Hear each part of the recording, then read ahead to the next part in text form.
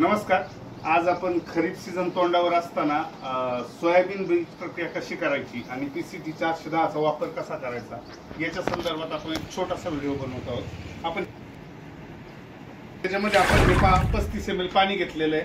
त्याच्यामध्ये अजून 35 ml आपण औषध घेऊया.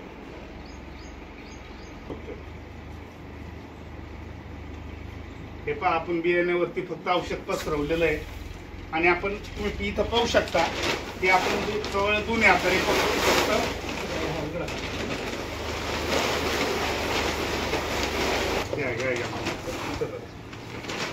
हे पाहू शकता आपण.